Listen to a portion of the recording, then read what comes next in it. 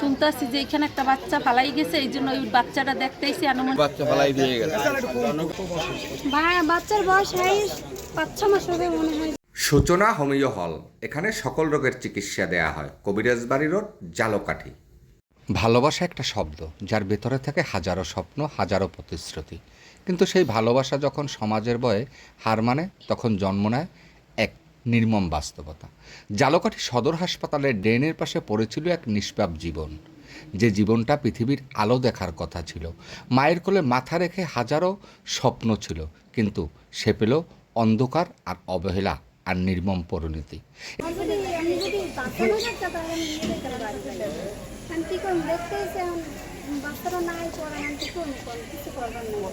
হাসপাতালে RC doctor আছে, তো ওই সময় বাচ্চা ফালানো 4-5 মাসের হবে।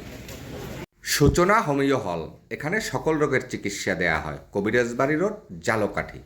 আমি আসছি, আমার রুগী আছে হসপিটালে, আমার বোন, ওর জন্য বাত নিয়ে আসছি। এখন শুনতেছি যে এখানে একটা বাচ্চা ফালাই গেছে, এই জন্য ওই বাচ্চাটা দেখতেইছি। আনুমানিক 5 থেকে 6 মাস হবে বাচ্চাটা, কে জানি ফালাইয়ে রাখে গেছে, এটাই আমরা দেখলাম। এটা কি নর্মালভাবে ডেলিভারি হওয়া সম্ভব না? না মেডিসিনের না কারণে? না না, এটা কোনোভাবেই নর্মাল ডেলিভারি হওয়া সম্ভব না। মেডিসিনের কারণে? মেডিসিন দিয়ে এটা নষ্ট করা হয়েছে বাচ্চাটা। একজন নারী যিনি ভালোবেসেছিলেন, বিশ্বাস করেছিলেন, সম্পর্ক বাঁচাতে ত্যাগ করেছিলেন নিজের অনেক কিছু, কিন্তু সমাজের চোখে, মানুষের কথা আর লোকলজ্জার ভয়ে সব কিছু তাকে ঠেলে দিল এক ভয়ঙ্কর সিদ্ধান্তের দিকে। প্রশ্ন একটাই, দোষটা কার?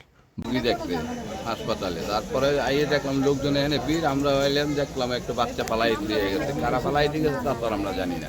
ভালোবাসার না বিশ্বাসের, নাকি সেই সমাজের? একজন নারী তার ভুলের চেয়ে বেশি ভয় পায় মানুষের কথাকে।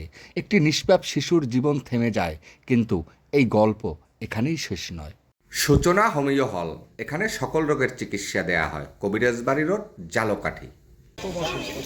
বাচ্চার বয়স 5-6 মাস হবে মনে হয়। সবই হয়েছে ভাই, সবই হয়েছে, হাত পা সবই হয়েছে। বাচ্চা মেয়ে বাচ্চা সেটাও জানা গেছে ভাই, কিন্তু এই কাজটা কি করছে সেটা আমি বলতে পারবো না। এটা আমাদের সবার জন্য একটা প্রশ্ন।